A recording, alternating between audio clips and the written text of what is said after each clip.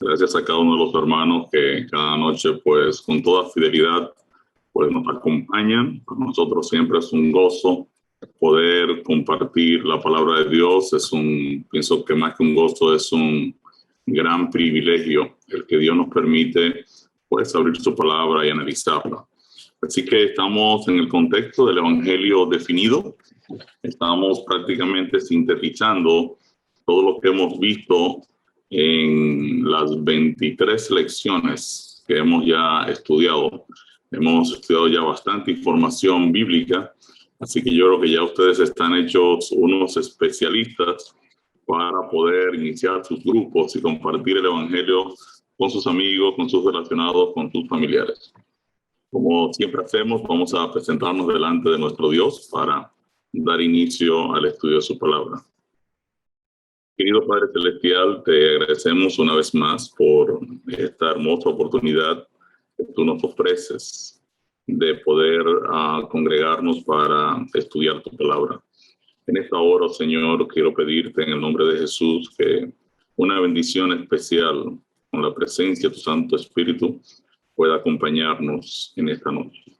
Bendícenos, oh Dios, guíanos, danos sabiduría de lo alto, abre nuestro entendimiento y que tu palabra, oh Dios, pueda enseñarnos claramente que no hay otro camino, no hay otra solución, no hay otra vía a nuestro problema de pecado, a nuestras existencias, que no sea una comunión estrecha con Cristo Jesús, el conocimiento de tu persona y la permanencia en él. Bendice de manera especial cada hermano que está con nosotros en esta noche, cada persona que escuchará este tema, le escucha o lo escuchará, sé con ellos también. Y queremos pedirte, Dios, que esa presencia tuya nos acompañe desde ahora y para siempre. Es en el nombre de Jesús que lo pedimos. Amén. Estamos en el Evangelio definido. En el día de ayer, pues, hicimos una revisión completa de todo lo que hemos tratado. Iniciamos con el problema del pecado. La paga del pecado es la muerte. Eso está claramente definido en la Biblia. La razón por la que morimos es debido al pecado.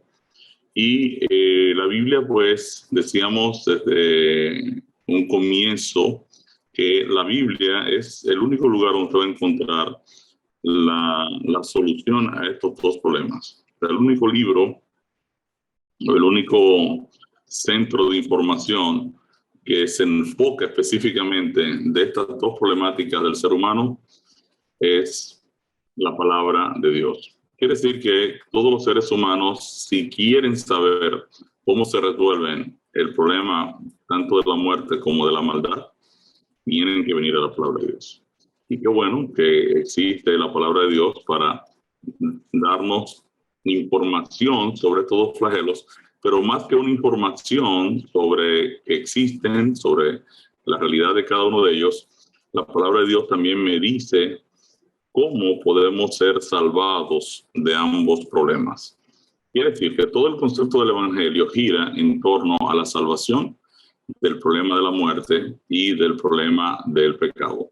Ya ustedes conocen las tres realidades del pecado, o las tres P del pecado, para ponerlo de manera más sencilla. Está presente en nosotros, tiene poder sobre nosotros y nos penaliza, nos condena a muerte. En el día de ayer profundizamos un poquito más y vimos el pecado de la perspectiva de Dios, o sea, cómo Dios reacciona frente a la problemática de nuestro pecado. El texto, pues, nos dice, nos aclara que es bienaventurado aquel cuya transgresión ha sido cargada. En realidad, la Reina Valera dice perdonada, pero el texto en su original utiliza la palabra nasá, que significa cargar, asumir.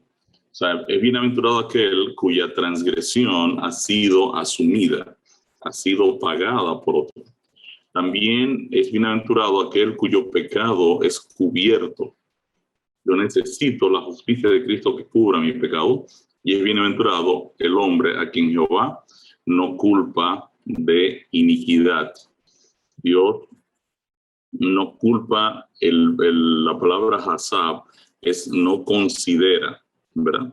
Dios no toma en cuenta el hecho de que nacemos pecadores, nacemos inicuos. El Señor deja a un lado eso, no lo considera, porque realmente nosotros no escogimos nacer. Fuimos traídos a la vida, y ya Dios desde antes de la fundación del mundo había previsto el plan de salvación para que la humanidad alcanzara la salvación por medio de Cristo Jesús a través de la fe en Él o de creer en Él. Y definitivamente es bienaventurado aquella persona en cuyo espíritu, en cuya mente, en cuyo corazón no hay engaño. Vimos también cómo nosotros debiéramos lidiar entonces con el problema del pecado. En Salmo 32:5 dice que el salmista declara aquí: mi pecado te declaré. O sea, mi pecado te declaré. Yo ahora no me escondo a la realidad del problema que estoy padeciendo. Yo te lo declaro. Yo le digo a Dios ahora: Señor, yo soy un pecador, yo te he fallado, le he fallado también a mi prójimo, a mi próximo, a las personas con las que me relaciono. Entonces yo no voy ahora a esconder mi pecado, no lo voy a justificar, ni voy ahora a tratar de, como decimos en buen dominicano, hacerme loco, ignorarlo. No, lo voy a declarar. No voy tampoco a vestir o a cubrir mi iniquidad, no la voy a dejar encubierta.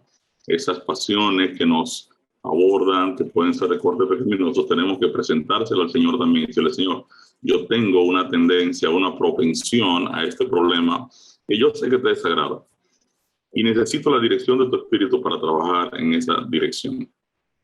Y el texto dice que el salmista va a confesar. Y ustedes recuerdan la palabra confesar, yadá, en realidad es alabar. Y a mí me parece que eso es extraordinario. Adorar. O sea, yo adoro a Dios, yo alabo a Dios cuando confieso mis transgresiones ante Él, y Él entonces las va a perdonar, las va a cargar. Hice un pequeño resumen de que la iniquidad, que implica que el pecado está presente en nosotros, Dios no nos culpa de ella, no la considera, no la carga en la cuenta, pero sí la paga en la cruz. Es Isaías 53:6. Si vemos el texto, vamos a abrir el texto de Isaías 53:6 porque es un texto muy interesante. Y ahí lo vemos rápidamente. Isaías 53:6. Traducido en la Reina Valera, no sé si ustedes sí.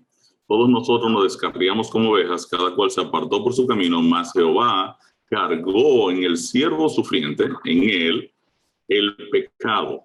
Esta palabra se traduce como pecado, en realidad es abón, que significa iniquidad. Si usted lo ve bien, el pecado es abón, perversidad, iniquidad. Quiere decir entonces que la iniquidad hay que cargarla a la cruz. Si bien Dios no la considera, en realidad Dios la va a cargar en la cruz. Es necesario perdonarla.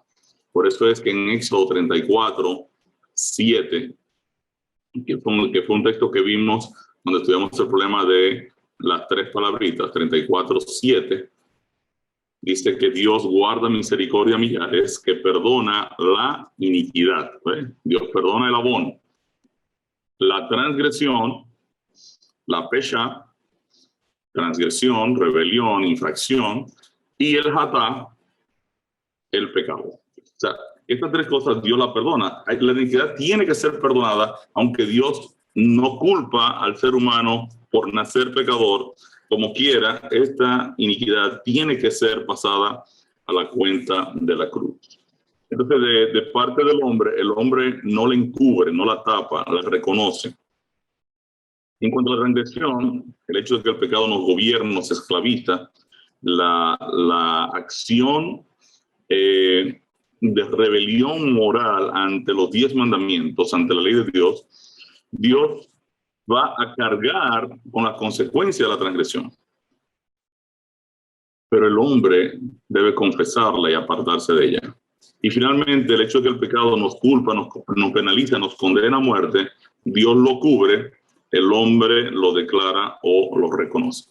Entonces, vimos entonces que el Evangelio es ahora la respuesta de Dios frente a esas tres realidades.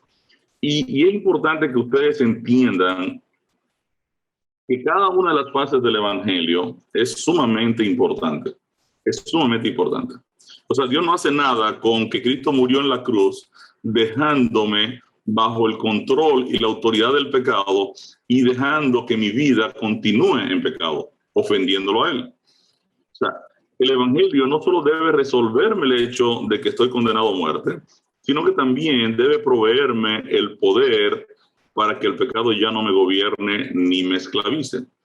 También debe removerlo de mi vida para siempre. Si Dios me va a salvar, Dios va a tener que salvarme de las tres realidades. Es bien importante que nosotros no olvidemos que Dios funciona en una realidad distinta a la nuestra. En otras palabras, Dios es eterno, dice la Biblia. Entonces, las acciones de Dios tienen que estar alineadas con la realidad de Él. Quiere decir que lo que Dios me está ofertando a través del Evangelio es eternidad. Es moverme de una condición temporal en la que yo existo a su realidad eterna. Entonces, el Evangelio es un proyecto que tiene una clara visión eterna. Y yo a veces me entristezco mucho porque hay muchos predicadores que entienden que venir a Cristo me va a resolver un problema económico momentáneo o un problema personal o un problema particular de salud o una necesidad particular. Entonces es importante que nosotros entendamos que la propuesta de salvación que Dios hace es una propuesta de moverme de una estructura temporal de pocos años. De hecho, dice la Biblia que la vida del hombre son 70 años y en los más robustos 80. O sea, 80 añitos, cuando usted compara eso con la eternidad, eso da cero. Eso no da mucho. Entonces, el Evangelio es una propuesta eterna. Dios está lidiando con nosotros para movernos a su realidad, a una realidad donde ya el tiempo no controla la vida de los hijos de Dios. Entonces el Evangelio me salvó por medio de la cruz, a través de la justificación, de esa culpa y la condena, y en cierta manera lo que está haciendo la cruz es revistiéndome con la justicia de Cristo. Está cubriendo mi pecado. Y Cristo ahora está asumiendo las consecuencias de mi pecado. Él está pagando en la cruz del Calvario y me está cubriendo con su justicia. Cuando yo entendí eso, lo creí y lo acepté, ahora yo participo del bautismo. Y esto es extraordinario porque ahora en el bautismo es donde yo estoy reconociendo que yo he creído y aceptado el Evangelio. Entonces aquí Dios perdona mis pecados y coloca el Espíritu Santo a morar en mí. Mientras en la primera fase el Evangelio me salvó de la condenación eterna, ahora en la segunda fase de la santificación, el Evangelio me salva en este momento presente del hecho de que el pecado esté gobernándome y esté controlando mi vida. Y es aquí donde hablamos del concepto Cristo en nosotros. Cristo obrando a través de su Espíritu Santo que mora en nuestras vidas, y ahora Cristo comienza a plasmar su carácter en nuestras vidas. El Espíritu Santo va a tener una lucha, ya lo vimos, que soy yo mismo. Mi ego va a tratar de forcejear. Recuerden que decíamos que en el bautismo lo que hacemos es votar al viejo gerente, al viejo Ricardo que controlaba mi vida, y estamos contratando un nuevo gerente, un nuevo CEO para que controle mi vida, que se llama el Espíritu Santo. Y como toda persona que lo votan por hacer un mal trabajo, de igual manera el ego empieza a forcejear para recuperar otra vez la dirección de mi vida, que era lo que él siempre había venido haciendo mientras yo estaba en el lado carnal. Y ahora el Espíritu Santo le dice al ego, mire, viejo Ricardo, usted esté ahí tranquilo, que ahora yo estoy en control de la vida suya. Así que déjeme a mí funcionar. Vamos a trabajar conforme a mi voluntad, conforme a mi plan, y quédese tranquilo. Es lo que el apóstol Pablo llama catargeo. El cuerpo del pecado debe ser catargeo. La Reina Valera dice, debe ser destruido, pero en realidad no es destruido, es catargeo, es inutilizado, es inhabilitado. O sea, ese viejo cuerpo del pecado debe ser inutilizado. Y falta entonces que el Evangelio remueva para siempre esa naturaleza pecaminosa, ese ego que está ahí latente, y eso va a ocurrir en la segunda venida de Cristo. Entonces, en esencia, el Evangelio es un proyecto de 3 fases: pasada, presente y futura. El Evangelio me salvó de la culpa y la condena a muerte. El Evangelio me salva mientras vivo la vida cristiana, de que el pecado me esté controlando, esté diciéndome qué tengo que hacer. Y el Evangelio me salvará de la presencia del pecado en mi vida. Entonces, obviamente, ahora ya yo tengo una completa redención, una redención total, cuando estas 3 fases se completan. Decíamos también que cada miembro de la deidad participa en una de las fases del Evangelio. El Hijo es el protagonista de la justificación. El Espíritu Santo es el protagonista del bautismo y la santificación, aunque el Hijo está siempre presente y media por nosotros y habita en nosotros a través del Espíritu de Dios y está siempre justificándonos. Pero en la vida cristiana, el Espíritu Santo tiene la voz cantante en el diario vivir nuestro. Y luego el Padre nos glorifica y nos recibe ya en la segunda venida de Cristo para morar con Él para siempre. Una vez completado el estudio del Evangelio, nosotros resumimos que el Evangelio es el plan de Dios para salvar al hombre del pecado y la muerte. Eso está claro. ¿De qué me salva el Evangelio? El Evangelio es una buena noticia de que Dios me ha salvado. Su plan es para salvarme del problema del pecado y la muerte. Si usted quiere explicarle de manera muy simple a cualquier persona que está preocupado de dónde termina la historia de su vida, dígale, mira, el Evangelio te resuelve ese problema. El Evangelio te dice exactamente cómo Dios te ha salvado del problema del pecado y la muerte. También que este plan está bien estructurado y explicado en la Biblia.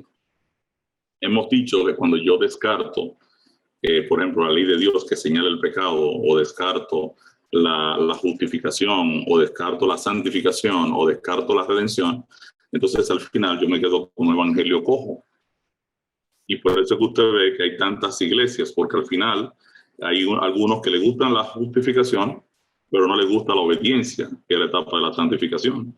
Entonces me gustaría tener un evangelio que me permita creer en Cristo, pero no permanecer en Él, sino yo seguir haciendo lo que yo quiero hacer mientras estaba en el lado carnal. Entonces obviamente el evangelio te dice, bueno, pero que yo no te puedo haber salvado del pecado para dejarte en él. No tiene sentido. ¿Para qué te salvé si te voy a dejar ahí? ¿Ven? O hay personas que se enfocan tanto en la santificación y la obediencia que se olvidan de que en realidad necesitan una comunión con Cristo y se olvidan de permanecer en Cristo. Entonces Jesús le dice, mira, si tú no permaneces en mí, tú no puedes hacer nada porque yo no puedo permanecer en ti. Entonces todo el esfuerzo tuyo por santificarte a ti mismo se colapsa. Entonces hay personas que están siempre escogiendo la partecita del evangelio que más les gusta.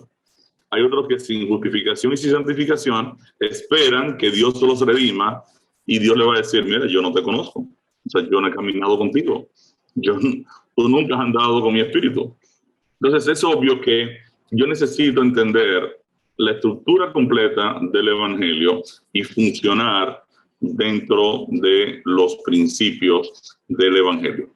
Vimos también que gracias al evangelio Dios le brinda al pecador vida eterna en Cristo. Dios quiere que todos los seres humanos sean salvos Y en quinto lugar, que el pecador, en el proceso de ser salvado, pasa entonces por 3 etapas, en realidad 4, incluido el conocimiento del Evangelio, pero pasa por 3 etapas: la justificación, la santificación y la redención. Explicamos rápidamente que el Evangelio es una palabra compuesta de 2 palabritas, bueno y mensaje. Es bueno, angelion, donde viene la palabra ángel, mensaje. Quiere decir que el Evangelio es una buena noticia, un buen mensaje, que Dios nos ha redimido a nosotros en Cristo. Vimos también que el Evangelio en el Antiguo Testamento se le reveló a todo el mundo. Se reveló a Adán y Eva en primer lugar, se le reveló a Abraham, se le reveló a Isaías, se le reveló a los profetas, y que en el Nuevo Testamento el ángel Gabriel lo reveló cuando anunció, ¿verdad?, el nacimiento de Jesús. Fue proclamado por Juan el Bautista, fue predicado por Jesús, fue predicado por todos los discípulos y también fue predicado por el apóstol Pablo. En esencia nos quedamos en 1 Corintios 1:30, que es el texto que en realidad describe esta estructura de las 3 realidades del Evangelio. Y el texto nos dice: mas por él estáis vosotros en Cristo Jesús, el cual nos ha sido hecho por Dios sabiduría, justificación, santificación y redención. Aquí están las 3 palabras, mire. Yo necesito justificación, santificación y redención. Y para yo recibir estas 3 cosas, necesito sabiduría, necesito conocer. Es por eso que usted necesita discipular a los amigos suyos para que ellos puedan entender qué significa la justificación, qué significa la santificación, qué significa la redención, porque todo este paquete completo ya Dios lo ha hecho en nosotros por medio de Cristo Jesús. Entonces, dice aquí, lea 2 Corintios 4, 3 y 4. ¿En qué condición se encuentra el hombre pecador en relación con el Evangelio? Pero si nuestro evangelio está aún encubierto, entre los que se pierden está encubierto, en los cuales el Dios de este siglo cegó el entendimiento de los incrédulos, para que no les resplandezca la luz del evangelio de la gloria de Cristo, el cual es la imagen de Dios. Entonces, ¿cómo está la persona incrédula? Fíjense, dice aquí que el Dios de este siglo, se refiere obviamente al enemigo de Dios. ¿Qué hace? Él ciega el entendimiento de las personas que todavía no han creído en Jesús. ¿Y por qué el enemigo ciega el entendimiento? Porque el enemigo sabe muy bien que nadie resiste una buena noticia sin aceptarla. O sea, es imposible que a mí me traigan una buena noticia y yo la descarte. Y sobre todo una noticia que me va a dar vida eterna. O sea, yo no puedo descartar una noticia así. Entonces, ¿qué hace el Dios de este siglo? Fíjense que el Dios de este siglo está en minúscula. Obviamente es el enemigo de Dios. Entonces, el Dios de este siglo lo que está haciendo es que está cegando la mente de las personas. ¿Para qué la ciega? Para que no les resplandezca la luz del Evangelio. La Biblia enseña que el Evangelio es la luz de la gloria de Cristo, que alumbra al hombre incrédulo. Y el enemigo de Dios trata de oscurecer el entendimiento de la persona. Porque Satanás sabe muy bien que cuando una persona conoce el plan de salvación, dice, pero acá, entonces Dios me perdonó. Dios murió en mi lugar. Dios coloca a su Espíritu Santo para dirigir mi vida, para que yo ya no lo ofenda más, sino yo en el pecado. Dios me transforma. Dios hace todo. Y lo puso todo para redimirme. ¿Y qué yo estoy esperando? O sea, es interesante porque la Biblia llama necio, más bien insensato, a la persona que rechaza el Evangelio. Una persona insensata es una persona que perdió la sensatez. Y si usted perdió la sensatez, en realidad la Biblia utiliza eso como muy frusti, una declaración muy frusti. Lo que está diciendo es, la persona que rechaza el Evangelio es un loco. Perdió la sensatez. Eso oye más bonito, perdió la sensatez. La persona no entiende que le están diciendo, querido, usted está loco. Usted perdió el juicio si usted rechazó el evangelio.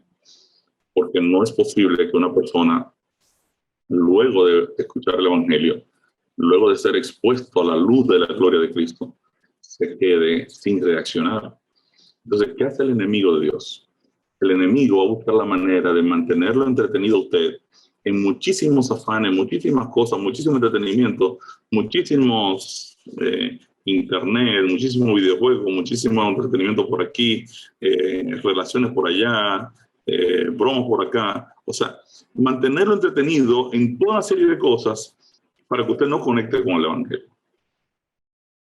Y usted entonces se pierda. Entonces, fíjense que el texto dice que el evangelio queda aún encubierto entre los que se pierden. Quiere decir que el enemigo está trabajando para que el evangelio no llegue a la mente de las personas.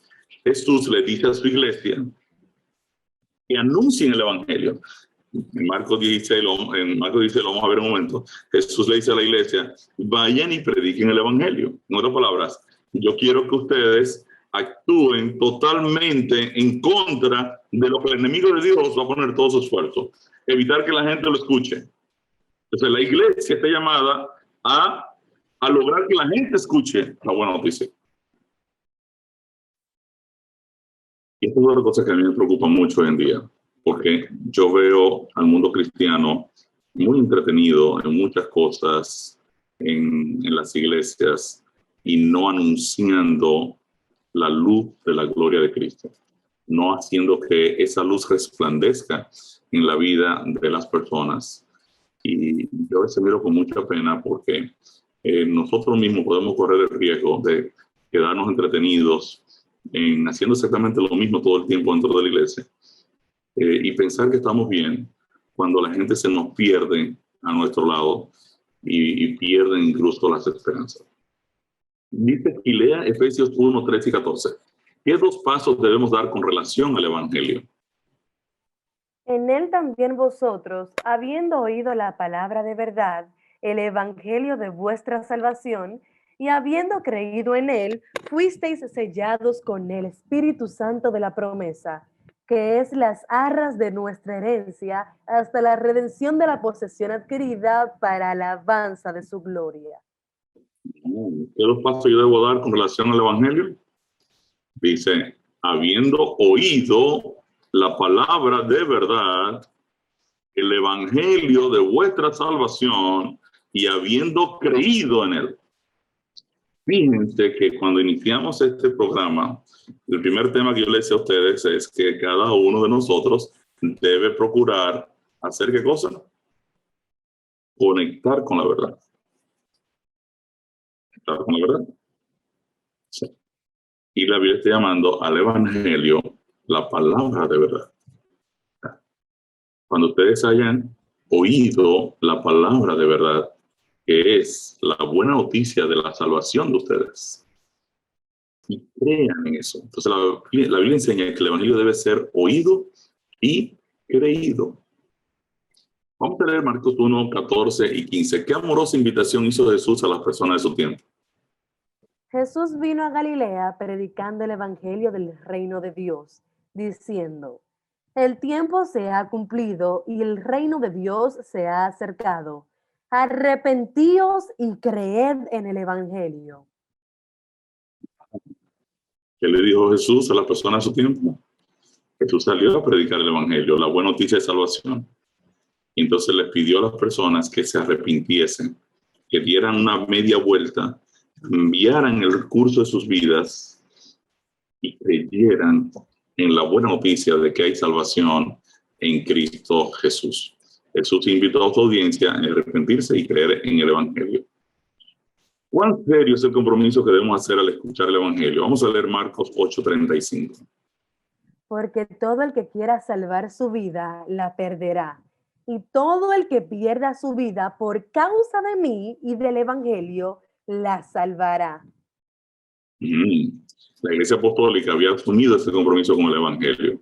Hechos 8:4 señala, Pero los que fueron esparcidos iban por todas partes anunciando el evangelio. San Marcos 8:35 nos enseña que aceptar y creer el evangelio es más importante incluso que nuestras propias vidas. 8:12, en tiempos de Felipe, ¿qué acción tomaban las personas a las que se les anunciaba el evangelio? Pero cuando creyeron a Felipe, que anunciaba el evangelio del reino de Dios y el nombre de Jesucristo, se bautizaban hombres y mujeres. ¿Qué hacían la gente cuando escuchaban el evangelio? De una vez decían, ¿y qué hacemos nosotros que no hemos aceptado esta buena noticia de salvación? Las personas de una vez tomaban la decisión de entregar sus vidas a Cristo. La respuesta natural al evangelio es el bautismo. Y este era el resultado de la prédica de Felipe, quien en su predicación, dice el texto, anunciaba el evangelio. Queridos, tenemos que anunciar el evangelio. Tenemos que decir a la gente lo que Dios ha hecho por ellos, lo que Dios está dispuesto a hacer por ellos, lo que Dios hará con ellos. O sea, la gente tiene que saberlo. No sea un cristiano ahí de lo que se sientan, de lo que creen que levantando los brazos todos los días y dando un poco de brincos, ya usted está bien. Eso no es la misión de la iglesia. El Señor nos manda a compartir el evangelio. Vamos a leer Hechos 20:24. ¿Qué llegó a ser lo más importante en la vida del apóstol Pablo? Pero de ninguna cosa hago caso, ni estimo preciosa mi vida para mí mismo, con tal que acabe mi carrera con gozo y el ministerio que recibí del Señor Jesús para dar testimonio del evangelio de la gracia de Dios. Wow. ¿Qué llegó a ser lo más importante para la vida del apóstol Pablo? Dice, yo de ninguna cosa hago caso, ni siquiera de mi vida la estimo preciosa, con tal de que acabe mi carrera con gozo y el ministerio que recibí del Señor Jesús para dar testimonio del evangelio de la gracia de Dios. Lo más importante para el apóstol Pablo era testificar acerca de la salvación que Dios nos ha dado gratuitamente por su gracia. El apóstol Pablo declara en Romanos 15:19 que en el poder del Espíritu había llenado del evangelio todos los lugares que había visitado. Miren qué dice el texto. Porque no os haría hablar, porque no os haría hablar sino de lo que Cristo ha hecho por medio de mí para la obediencia de los gentiles, con la palabra y con las obras, con potencia de señales y prodigios, y en el poder del Espíritu de Dios. De manera que desde Jerusalén y por los alrededores hasta Jericó, todo lo he llenado del Evangelio de Cristo. Dice él que desde Jerusalén, por los alrededores hasta Ilírico, todo lo había llenado del evangelio. O sea, para el apóstol Pablo no existía en su vida nada más precioso o valioso que dar testimonio del evangelio.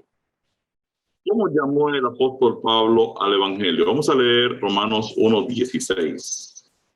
Porque no me avergüenzo del evangelio, porque es poder de Dios para salvación a todo aquel que cree, al judío primeramente y también al griego. ¿Qué dice el apóstol Pablo? No me avergüenzo del evangelio, porque ¿qué cosa? Poder. Esa palabra poder, en Romanos 1:16, es dinamis. De esa palabra en griego, dinamis, es de donde viene la palabra dinamita. Su traducción es poder, fuerza, potencia, poderosamente. Todo aquel a quien le explota una dinamita de seguro morirá, nunca volverá a ser igual. Pero el apóstol Pablo, el evangelio es la dinamita de Dios para salvación. Cuando la buena noticia de la salvación explota en la vida de un ser humano, este nunca volverá a ser igual. El evangelio destruye la vieja vida pecaminosa del impío, sus prejuicios, sus preconceptos, su rechazo a la persona de Cristo, a la persona de Dios. Todo eso el evangelio lo destruye. y una nueva vida guiada por el Espíritu de Dios, entonces puede empezar a brotar en la vida de cada uno de nosotros. Yo creo que eso es extraordinario. Miren que dice 1 Corintios 1:17. ¿A qué llamó Jesús al apóstol Pablo? Pues no me envió Cristo a bautizar, sino a predicar el Evangelio, no con sabiduría de palabras, para que no se haga vana la cruz de Cristo. ¿Por qué envió Cristo al apóstol Pablo? ¿A bautizar gente? ¿A sumar números a la iglesia? No. Lo mandó a predicar el Evangelio. Entonces es importante que nosotros sepamos que nuestro trabajo es compartir el Evangelio. Compartirlo. El trabajo del Espíritu de Dios es convertir a las personas. Compartir, convertir. Nosotros compartimos, el Espíritu de Dios convierte. Y esto es bien importante que lo tengamos pendiente. El apóstol Pablo estaba convencido que predicar el Evangelio era su mayor compromiso. A pesar de sufrir penalidades por el Evangelio, usted lo puede ver eso en 2 Timoteo 2:8-9, el apóstol no se detiene y nos asegura que la palabra está libre. En su carta al joven Timoteo, el apóstol Pablo dice: acuérdate de Jesucristo, del linaje de David, resucitado de los muertos, conforme a mi evangelio, en el cual sufro penalidades, hasta prisiones a modo de malhechor. Mas la palabra de Dios no está presa. O sea, Timoteo, aunque yo estoy pasando dificultades por predicar el evangelio, la palabra de Dios sigue corriendo, sigue fluyendo, yo la sigo moviendo. Y aún yo estoy aquí preso. O sea, me interesa, Timoteo. Hay que seguir empujando el evangelio. Ahora, según Marcos 16:15-16, ¿cuál es la misión de la iglesia en el mundo? Y les dijo: id por todo el mundo y predicad el evangelio a toda criatura. El que creyere y fuere bautizado será salvo, mas el que no creyere será condenado. Interesante. Entonces, esta es la misión de la iglesia. No hay otra. O sea, si hay algo que está bien claro en la Biblia es para qué Cristo fundó su iglesia. Es para predicar el evangelio. O sea, no hay otra razón de por qué existimos como cristianos. ¿Por qué nos unimos como cristianos en un mismo lugar, en una misma dinámica, en un mismo sistema? Es para apoyarnos los unos a los otros en la predicación del evangelio al mundo entero. No hay otra razón. La iglesia no se reúne para la gente llorar y apenarse y todo eso probablemente sea bueno. Pero esa no es la misión de la iglesia. La misión de la iglesia está bien definida en la Biblia. De hecho, los 4 evangelios presentan la misión de la iglesia en diferentes formatos. Entonces, Marcos 16:15 nos dice a nosotros lo que Jesús le dijo a sus discípulos: vayan por el mundo y prediquen el evangelio a toda criatura. De hecho, si usted busca Romanos 10, vamos a buscar este texto de Romanos 10:13, porque en Romanos 10:13 el apóstol Pablo nos confronta un poquito aquí. Miren que dice Romanos 10:13 en adelante. Vamos a leer aquí a Génesis. Porque todo aquel que invocar el nombre del Señor será salvo. ¿Cómo pues invocarán a aquel en el cual no han creído? ¿Y cómo creerán en aquel de quien no han oído? ¿Y cómo oirán sin haber quien les predique? ¿Y cómo predicarán si no fueren enviados?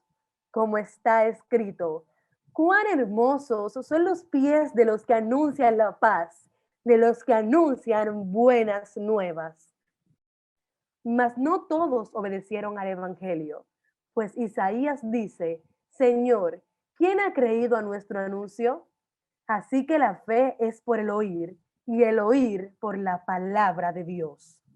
El apóstol Pablo presenta aquí y dice: miren, las personas que invoquen el nombre del Señor, las personas que crean el evangelio y digan: yo creo en Jesucristo como mi salvador personal y lo acepto, y ahora tomo la decisión de ser bautizado, de empezar a vivir la vida cristiana, de empezar a ser guiado por el Espíritu de Dios, dice la Biblia, esa persona será salva. Ahora, viene la pregunta: ¿y cómo invocarán a aquel a quien ellos no han creído? sea, para yo poder invocar el nombre del Señor, yo tengo que conocer el Evangelio, tengo que creer en eso, yo tengo que confiar en eso. Ahora, ¿cómo yo voy a creer en el Evangelio si no lo he escuchado? ¿Y cómo lo voy a escuchar si nadie me lo predica? ¿Y cómo la gente va a predicar si no son enviados? Fíjense que dice el texto, como está escrito, cuán hermosos son los pies de los que anuncian la paz, de los que anuncian las buenas nuevas. Buenas nuevas. ¿Qué son las buenas nuevas? Vamos a ver si aquí tengo aquí la versión New King James. La New King James, aquí está.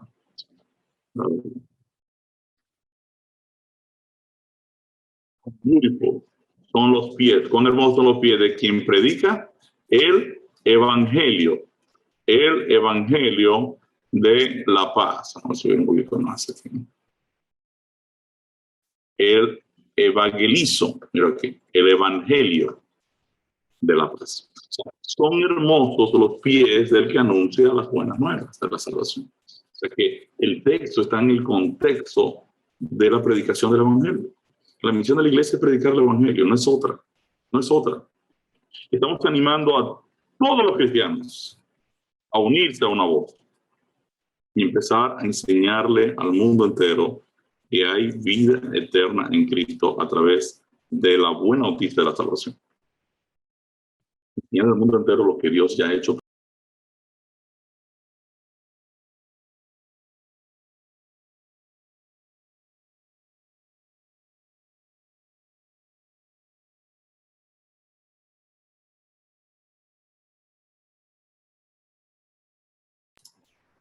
La pregunta más importante que tiene que hacerse todo el mundo es, ¿qué tengo que hacer para ser salvo? Y la respuesta más importante es, cree en el Señor Jesucristo y serás salvo tú y tu casa. La respuesta más importante es que no tienes que hacer nada. Que todo lo que hay que hacer para que tú seas salvo, ya lo han hecho por ti. Dios lo ha hecho por ti. La iglesia tiene bien definida su misión por parte del Señor: predicar el evangelio, anunciarlo, hacer discípulos. Mateo 24:14 señala que Cristo vendrá por segunda vez, que el fin vendrá como resultado de la predicación del evangelio por testimonio en todo el mundo. No por el COVID. Fíjense, aquí nos dice, entonces el COVID, cuando venga el COVID vendrá el fin. No, miren qué dice Mateo 24:14. Y será predicado este evangelio del reino en todo el mundo para testimonio a todas las naciones, y entonces vendrá el fin. ¿Cuándo viene el fin? Cuando nosotros los cristianos, como un solo hombre, salgamos a predicar el evangelio al mundo entero. Una testificación global conlleva un derramamiento del Espíritu de Dios contundente a su iglesia del fin del tiempo, tal y como lo presenta Hechos 1:8 y Joel 2:28. Vamos a leer Hechos 1:8. Pero recibiréis poder cuando haya venido sobre vosotros el Espíritu Santo, y me seréis testigos en Jerusalén, en toda Judea, en Samaria y hasta lo último de la tierra. Cuando el Espíritu de Dios sea derramado, tiene que haber ese derramamiento en Hechos 1:8, el del Pentecostés, es lo que se llama en la Biblia la lluvia temprana. Tiene que haber también una lluvia tardía, la lluvia del final del tiempo, que fue profetizada por Joel en el capítulo 2 del libro de Joel. ¿Qué dice? Y después de esto derramaré mi espíritu sobre toda carne, y profetizarán vuestros hijos y vuestras hijas, y sobre los siervos y sobre las siervas derramaré mi espíritu antes que venga el día grande y espantoso de Jehová. Quiere decir que justo antes de la venida de Cristo, tiene que haber un derramamiento con poder en la iglesia, en todas las personas que aman al Señor y que conocen el evangelio, para que lo testifiquen con poder, para que el día grande de Jehová llegue, para que el Cristo venga por segunda vez. Porque lo que va a marcar, el hito que marca la segunda venida de Cristo, es la predicación del evangelio. En nuestro primer estudio, el propósito de la Biblia, vimos que la Biblia fue inspirada por el Espíritu de Dios y que la misma nos da sabiduría en la salvación por la fe que es en Cristo Jesús. estudiamos que la conversión, el pasar de un estado carnal a un estado espiritual, es el resultado de un nacimiento de la palabra y del Espíritu de Dios. Eso lo vimos cuando estudiamos el nuevo nacimiento. Entonces, la iglesia tiene una única misión: la predicación de la palabra de verdad, el evangelio de salvación, como es presentado en Efesios 1:13. Por esto, este derramamiento global del Espíritu Santo en la iglesia, por lo que es lo mismo, esta testificación global conlleva el retorno de la iglesia a una comprensión real del evangelio. No es posible un derramamiento del Espíritu Santo dirigido hacia una testificación global sobre un grupo de personas que desconocen cómo somos salvos. ¿Qué forma?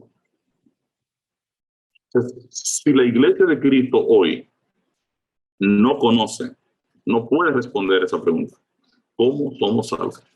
Y yo quiero decirle a ustedes que yo he hecho muchas veces esa pregunta a muchos cristianos: ¿por qué tú eres miembro de esta iglesia? Salvo el pecador. ¿Qué tiene una persona que hacer para ser salvado? Y yo veo cristianos incluso con muchos años bataleando para responder esa pregunta, que luce muy sencilla, pero es la base del evangelio. ¿Ven? ¿Cómo somos salvos? Miren que dice Juan 14:26. Mas el Consolador, el Espíritu Santo, a quien el Padre enviará en mi nombre, Él os enseñará todas las cosas y os recordará todo lo que yo os he dicho. Quiere decir entonces que el Espíritu de Dios está dispuesto a enseñarnos y recordarnos lo aprendido, de forma que podamos llevar la salvación a un mundo que perece.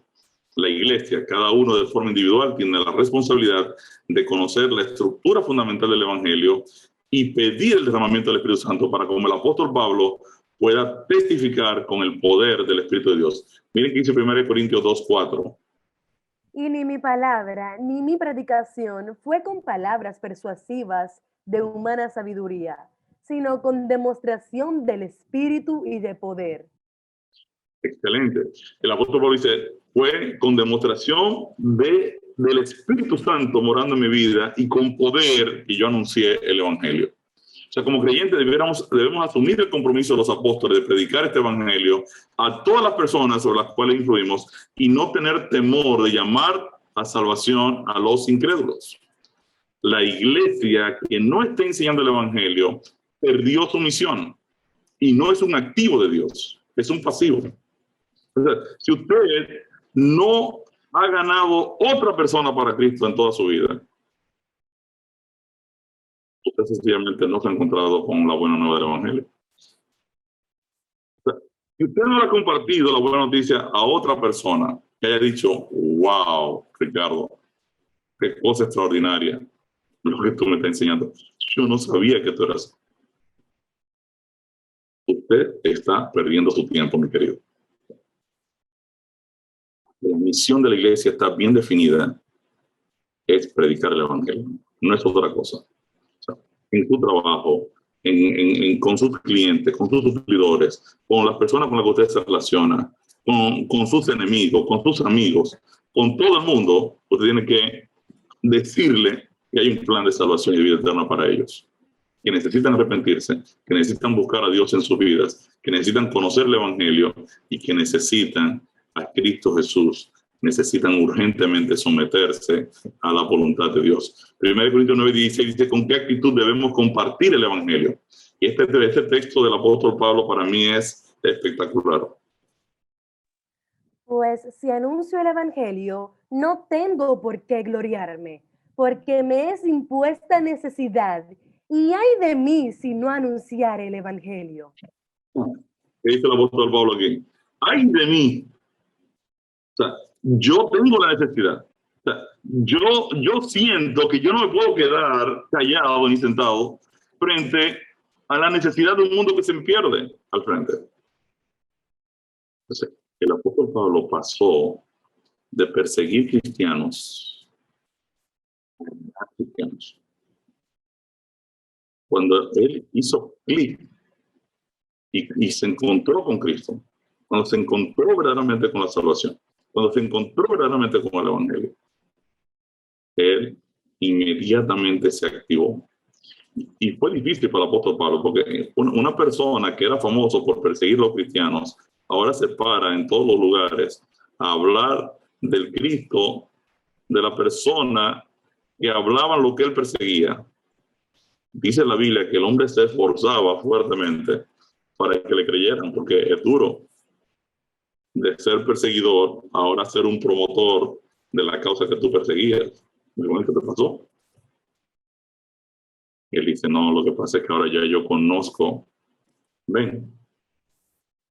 Y esto es para mí bien interesante porque el apóstol Pablo empezó a disfrutar el mensaje de la salvación cuando se encontró con Cristo.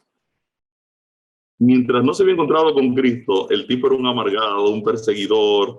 Dice el texto bíblico que Pablo respiraba amenazas. ¿Sabes lo que es respirar amenazas? Eso los encuentro yo y los mato todos. Esto, a llamar a personas con amor a la cruz de Cristo, esto es lo que se llama en física un salto cuántico, un salto impresionante. 1 Corintios 9 dice, el apóstol Pablo declaró que la mayor necesidad de su vida no era poseer bienes materiales, sino anunciar el evangelio. Este debiera ser también nuestro compromiso. En su carta a los Filipenses, el apóstol Pablo le dice a la iglesia lo que le gustaría escuchar. En un mismo espíritu, ellos combaten unánimes por la fe del evangelio. Vamos a leer 2 Tesalonicenses 2, 13 y 14. ¿De qué debemos dar gracias a Dios siempre?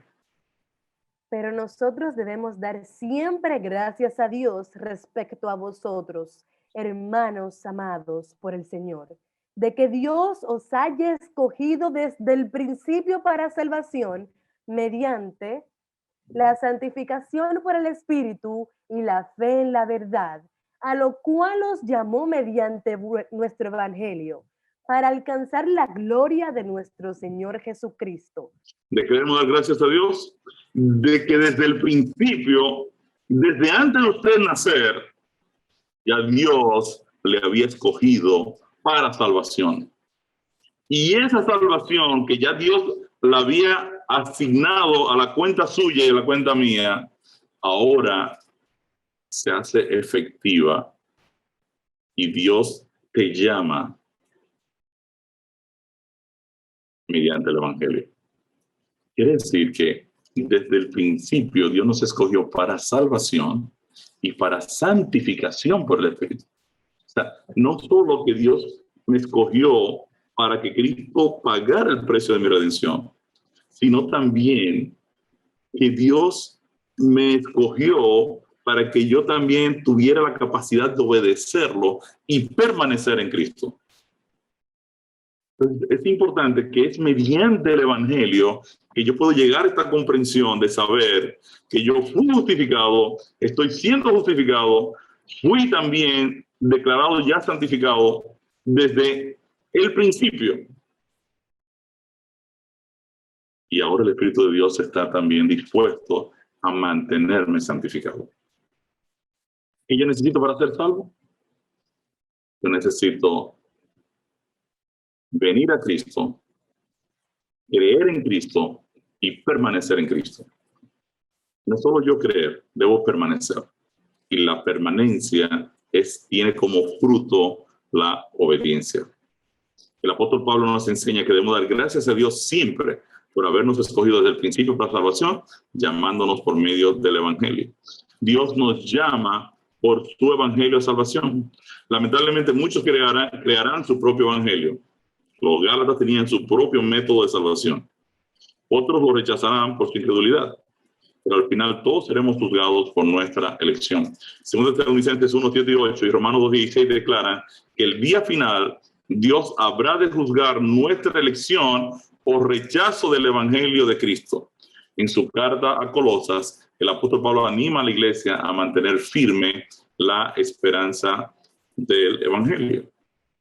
Según Tesalonicenses 1, 7 y 8 dice, y a vosotros que sois atribulados, quiere darles reposo conjunto con nosotros cuando se manifieste el Señor Jesús desde el cielo con los ángeles de su poder en llama de fuego para dar retribución a los que no conocieron a Dios ni obedecen al evangelio de nuestro Señor Jesucristo.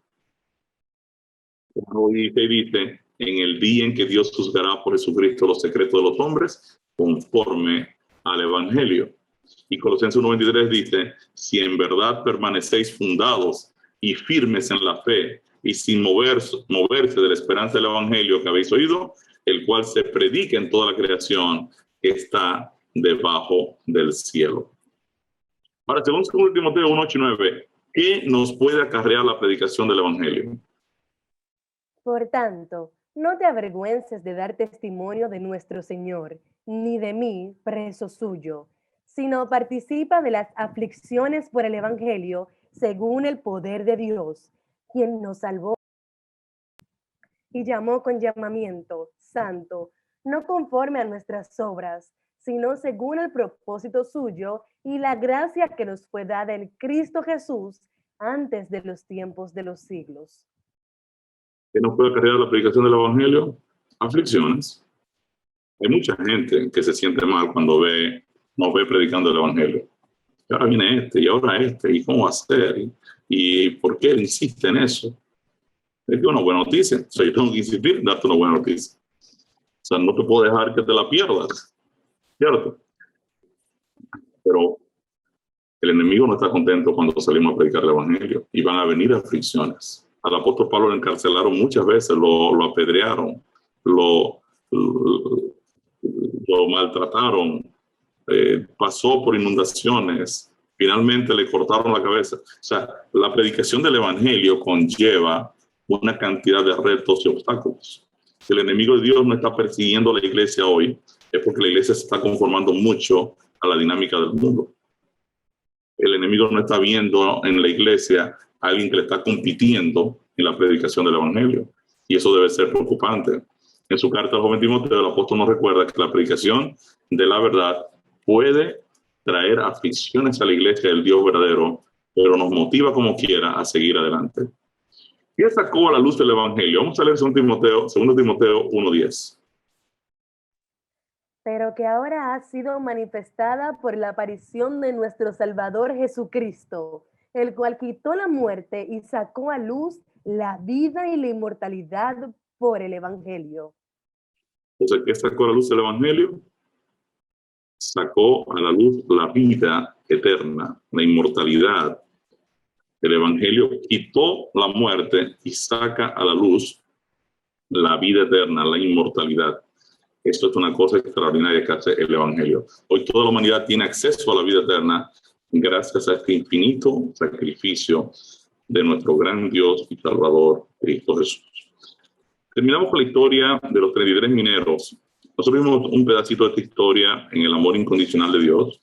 Ahora vamos a analizarla con mucho más detalle, porque para mí esta historia refleja toda la secuencia de la salvación.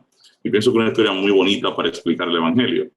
En el tema 2 de este estudio, el amor incondicional de Dios, vimos la historia de los 33 mineros chilenos y cómo el amor de los de arriba fue el motor de la salvación de estos mineros. Hoy completaremos la historia. El presidente de Chile, personalmente, se involucró con la situación aprobando el rescate. Una vez decidido el rescate, la primera acción fue perforar una sonda de 4 pulgadas que comunicara la superficie con el hoyo y para proveerles esperanza a los mineros. Quiere decir que la primera decisión que se tomó fue abrir un hueco de 4 pulgadas. Un hueco de 4 pulgadas es un hueco como así de ese tamaño. Esto, y parece que se frizó esta pantalla. A ver si se recupera. Esta.